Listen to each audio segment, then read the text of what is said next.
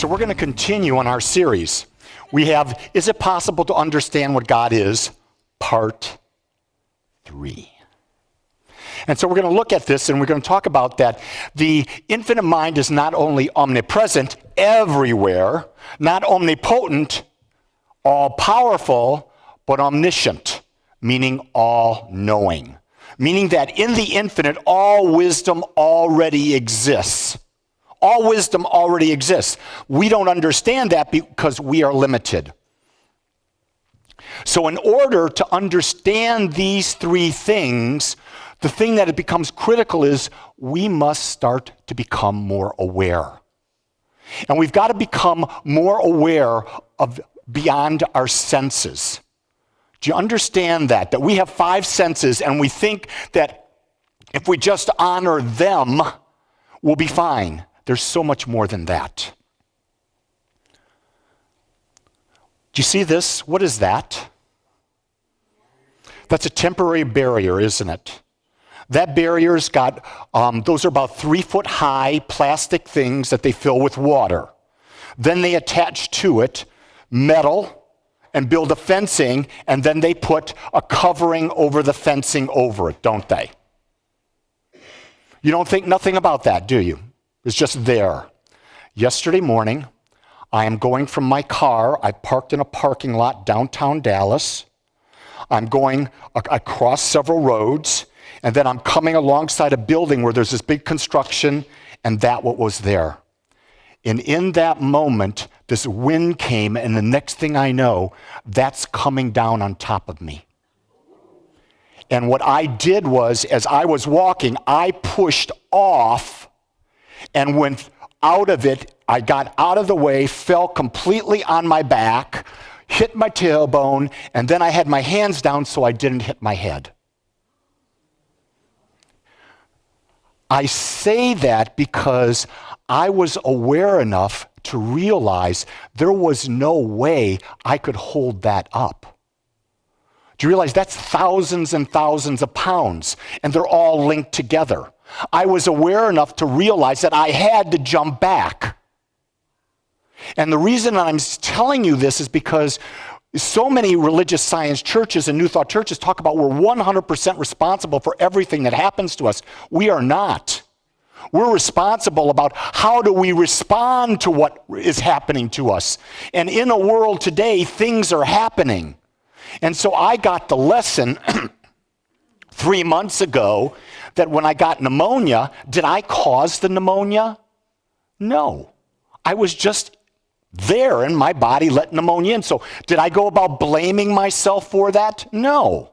I wanted to at first. I'll be honest with you. I went, what did I do? What was I thinking that would have attracted that? Then I realized nothing. Sometimes things just happen. Now, what could I have done differently here? I could have walked on the other side of the street where there was no construction. And it's really interesting as you start to, you unpeel this, and I've unpeeled this in my mind many different ways.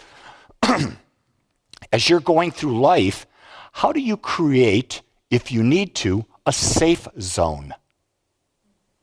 Just some space around you so that your energy is safe. You feel safe. It was real interesting yesterday at the Mary Morrissey event. This lady came up to me. She was from Boston. I won't say her name, but she had done the Dream Mastery program, the extensive program, and she was telling me her dream. There's a thing where they do time machine. That's where you stand still and you turn around all the way around and you pretend it's three years later. You go, oh my God, it's been 3 years. How you doing? And she tells me her vision and how her life had changed. And I listened to her vision. And then we got to repeat back to them their vision. And then they got to update their vision. And then we got to give them feedback. And I don't know why, but this channeled through me. I said, so your dream is basically you want to feel safe. And she looked at me. She says, how would you know that? I said, everything in your dream was about you feeling safe. It was about the type of home, who was around that home, what type of interactions you were having. And you kept coming back to that. Isn't that interesting that how many of us are looking to feel safe? And yet we're individualizations of an all-powerful, all-knowing, all-intelligent presence that's everywhere, and we don't really need to feel that, but we have been conditioned into this idea of feeling safe. It's really interesting when you start to break this down. It's like, let's go back to falling, hitting, and that. So I immediately went into prayer. When I got up, and there was one of the construction workers was in a truck behind. He watched and he says, "Are you okay?" And I said, "I think I am." And then I realized I said, "I think I am." And so what I did is I stood up and I just closed my eyes and I did a body scan. I wanted to tap into that infinite part of me, the infinite wisdom within me, the all-knowing wisdom. You know, God is all wise, all wisdom. Okay, I'm tapping into that and I'm going, okay, let me see. I have a pain here. Is that pain localized? Yes. Is there a broken bone there? No. I have a pain here. I can move my fingers. There's nothing out of place. Okay, I have a pain here. That hurts more. But there's nothing broken. I can move my fingers in that. So I said, I'm okay. So then, what did I do? I went into prayer saying, I'm going to heal fast. Because what? I can't stop the fact that I was hurt, right? You get hurt. That's what happens. And so then I went into prayer and I walked in and I guess I had a look of, not the cheerfully, I had the quietly. Because when you're in a state, when something's happening, for me, that's when you go within. That's when you become still. Because most of the time when something negative happens, how do you react to it? Not in a good way. So Colleen came up to me and I gently said, I, thank God, avoided a very serious accident and I'm having the appearance of this going on in my body. And Colleen just went up to me, put her hand on my hands and did prayer. Because she's a minister as well. So you see, it just comes down to that. And then it comes down to, okay, now can I let go of my ego and say, here's my ego, Forrest, you'll love this. I'm going to miss my friggin' workout on Monday. Because there's no way I can pump some big weight. And I said, oh, what's that? That's a lesson in what? Non-attachment. Do you see how when something happens to us and we start thinking about, well, I can't do this, I can't do that, I can't do this, I can't do that. And what that is we're attached to this thing that we're doing in the physical universe when in reality, why are we even attached? So then I started to explore, okay, now that I don't have to do that, what can I do with my time? And so yesterday, I couldn't really do much, so I said to Jean, why don't we do an extra meditation together? Because those of you who've been coming know that we're meditating every morning at 5:30 for about 45 minutes together. Yesterday, we did an hour in the afternoon as well. And in that hour, both of us focused on the parts of our body that needed the divine energy. So what I did is, and I'm sharing this with you because I think this is a great tool to use, is you breathe into your heart. And when you breathe into your heart, you fill that heart so full. And then when you're breathing out, know that you're breathing out love and breathe out that love into the area of your body that needs attention. And you notice I said needs attention, not that's ill. Because really illness just means that the divine is needing to be attentive in that area. So we'll go on and we say, once we understand that we're one with the infinite, we realize that we can now know ourselves as what? Infinite possibility. This is real important. If all the wisdom is in you or available to you, then possibility is there, right? But what happens with us so much of the time? So much of the time, we only know the possibility of what we've been exposed to. So for example, when you set a dream for yourself, don't know the how. Because if you're saying it has to happen this way, there was a woman that got up in a private luncheon where Mary was doing Q&As, and she said, I want to reestablish my relationship with my husband. I made a tremendous mistake. And she had broken off the relationship 3 years earlier, and she was all caught up that she made this huge mistake. The fact of the matter is, that man has free will to choose to be with her or not. Just because she wants it, the prayer, this is my words, the prayer should be is, I am now open to a great relationship that has these qualities, and I'm not attached to how Spirit, God, brings that into my life. But if you're telling the infinite, this is how I want it, you've eliminated infinite possibility. You have restricted it, and guess what? Every expression of God, which is another human or whatever, has the right to their own expression, and you can't overrule that. So a lot of people say, I'm going to marry that woman over there. Well, what if she doesn't want to marry you? What you would say is, I want to have a relationship with a person who has these qualities or qualities that are more connected, that are more uplifting, that are more this. So you can look at, here's what I'll tell you. If you're in a relationship, you can do this. If you're not in a relationship, you can do this. Everyone you meet, look at the qualities that you like. And say, I think I want that in my relationship. I want that in my relationship. I want this. And then look at the qualities that you don't like. Don't want that in my relationship. Don't want that in my relationship. In this Q&A, it was so funny. Reverend Colleen is sitting next to me here. And this woman over here gets up, very, very, very attractive woman. And she gets up and says, I don't know what's wrong. I'm just not having luck in relationships.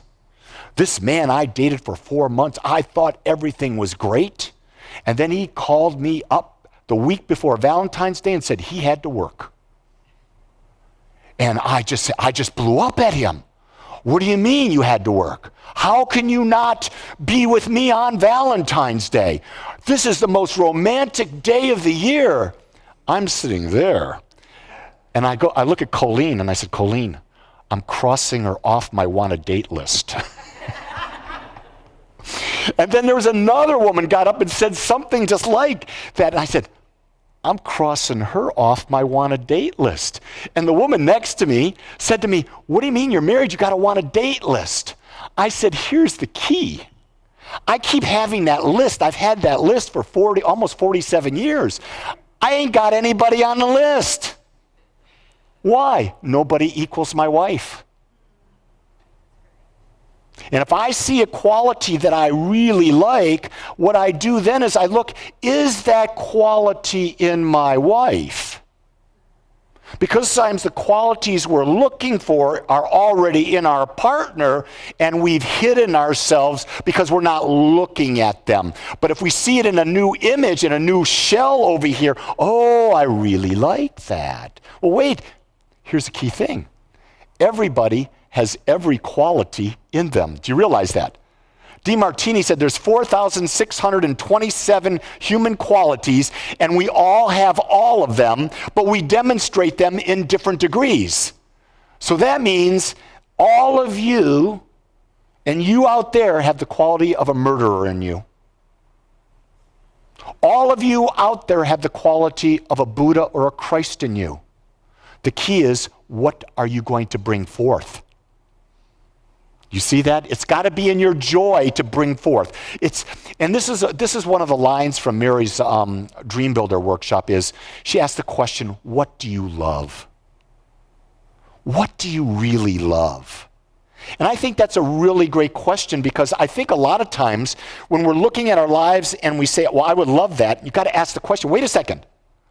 Is it what I really love, or is it what my parents told me I should love? Is it what my religion told me I should love? Is it what my partner told me I should love? You got to really go into your own heart, into your own being, and say, what is it I would really love? What would lift me to be able to experience life more fuller, more completely, with more joy, with more adventure? and realize that in order to have that experience of life, we've got to step into the unknown. But you know, it's only unknown from the human mind, because from the divine mind, all wisdom's within the divine mind, and we're part of that mind.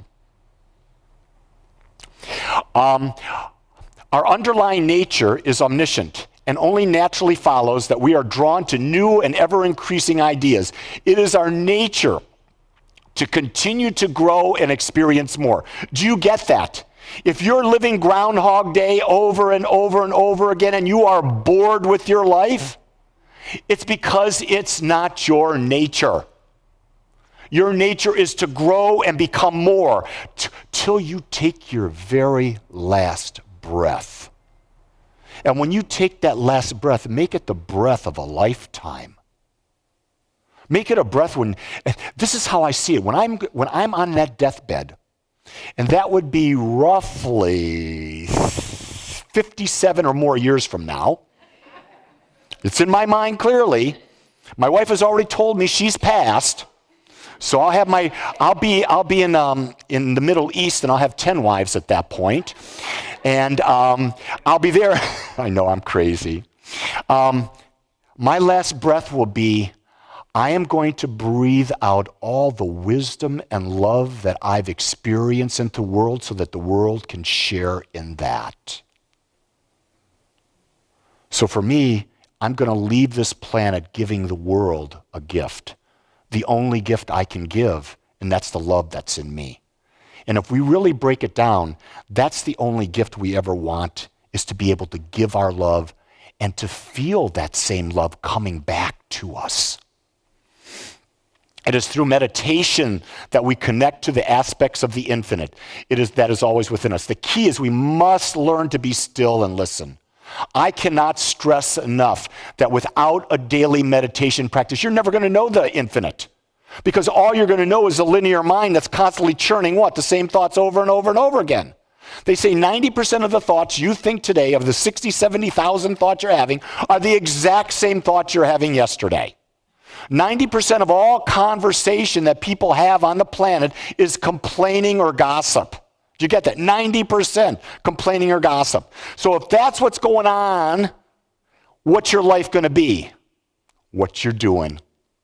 So the idea is, how do I be still and let a new thought come in? A new idea. So when Jean and I were in meditation yesterday afternoon, that's when it came to me, the idea of breathing into my heart and breathing that energy into the part of my body that needs healing. I wouldn't have thought of that hadn't I just sat in the stillness. See, when you've got a question, we've got some burning idea, you sit in the stillness and you are open. And you're open to things that you've never experienced before. When that happens, it's a miracle. I don't even like to call it a miracle. I like to call it a mystery. And isn't mystery fun? I love new things. Yesterday, what did we do for an adventure? I was feeling like crap. I was hurting really bad. And I said, I don't want to hurt. I want to have a great day. I said, Jean, are you interested in adventure? She says, yes. I said, I found a Polish-Russian restaurant in Arlington. You want to drive? So we drove 45 minutes. And this little Russian dude, he must be, I think he's older than me. He sure looked older than me. He comes up and we said, so what's the best thing on the menu? And he goes, me? And then so Jean says, well, we can order a couple things. We're due there. And I said, nah, let us have this sampler and this sampler and this dish and this dish and this dish. Why not? We want to try everything. They had the best stroganoff I've ever tasted. Second to the stroganoff, I'll just share with you the pierogis. Oh, the dough was so light, and the sauerkraut in one, and the potato. Oh, just delicious. And so it was that. So we spent 3 hours, an hour driving, an hour eating, an hour driving back, and we had some talk in the middle. And we get home. What did we have? We had a great evening, right? I could have stayed at home and whined and moaned, oh, I feel like crap. But why would I do that? Life is too short. My boss chewed me out. I'm going to have a miserable weekend. Whoa! I was in the corporate world for 32 years. I got chewed out many times by a boss. What that meant was I was willing to try new things that maybe he or she did not agree with. And you know what? Unless you try new things, you can't fail. And if you can't fail, you can't learn and you can't grow. Failure is not bad. Failure is learning. It means you're stepping into the unknown. And if you step into the unknown, knowing that there's a divine wisdom in you and you tap into that wisdom, you're always moving forward. You get that? So you got to step into the unknown. I believe the only reason we are here today is to advance our personal awareness of our divine nature. Period. It's our personal level of awareness is the reason you're sitting here. It's the reason you're listening. You want to become more aware because you understand in becoming more aware, you become a greater experience. Your life becomes expansive. This is the one I really love. All of the darkness and evil in the world are permanent, just as all of the love and light. This is because the world is a classroom. We are here to rediscover who we are. We are here to rediscover our authentic identities, and to do that through the interaction with good and evil. The world is going to stay as it is, necessarily so. We are the ones who change. We discover who we truly are. We are not here to change the world. We are not here to change each other. Do you get that, folks? There's so many things out there saying you got to change the world. You got to change other people. That's not why we're here. You do not have that power. The only power we have is to change ourselves. And in doing so, the example that we are will let others discern whether they want to pursue a similar type of lifestyle. But the idea to think that evil is going to disappear is trying to say that contrast will disappear. If contrast disappears, there's no experience. We're here to experience, so there must be both sides. Why is it that we've been around on this planet for thousands and thousands of years and there's no peace on earth? Because it's impossible. The only peace we can find is the peace within ourselves. And where's the quickest way to get peace within ourselves? Meditation. You got to stop this ego from churning and churning and churning. This ego up here, it will screw your brain up. Oh, but Lee, you don't understand. I got to rationalize this. Oh, Lee, you don't understand. I got to think about this. Okay, go right ahead. You have no power to change anyone. Now, where this sucks, I can't change my partner. That sucks. I can't change my kids. Oh, that really sucks. Because you are more invested in your kids than you are your partner when they're young, even when they get old at times. I've had to tell my sons, I love you, but I'm not invested in you anymore. I'm not even invested in my wife. I'll tell you someone I am invested in, my granddaughter. Because she's a cutie patootie. She's only 1.5 years. I can have influence on her. Why is that? Because she's at a state of being at 1.5 where her mind is in theta state and everything she sees, she's absorbing. So what does that mean for me? That means as a grandfather, I'm going to teach her to be fully alive. So when she calls on Echo Dot and a picture pops up, what's the first thing that Grandpa Lee does? The wheels on the bus go round and round, round and round. And she starts doing that. What is that? It's an energetic connection. I'm trying to teach her that everything is energy and to trust her insides about when to connect with others. I'm going back to where I started the talk. Remember that safe zone that we're talking about putting around ourselves, that we put out an aura? And the more aware we are, we can put out an aura. And that aura will allow that which is like us to come in and that which is not like us to move out. I'm actually doing that consciously with my granddaughter to let her know that when you see Grandpa doing that, that's okay. I didn't get to do that with my sons. I wasn't that aware. But as a grandfather I am. Here's what I do know. I was much more aware than my parents were. So when I look at what kind of father I was the best damn father I could be based on what I started with. So I can accept that. Now I'm going to be the best darn grandfather I can possibly be based on what I know. I'm going to be the best husband I can be based on what I know. I'm going to be the best minister that I can be. But here's something else that I want you to know. I always know I can be more. But it doesn't mean I'm dissatisfied. I just know that it's an internal longing. It's like our band. We've got the best musicians. Last week, the guy who's the manager of the facility of this thing was listening. He says, your musicians are good. He says, are they volunteers? I said, no.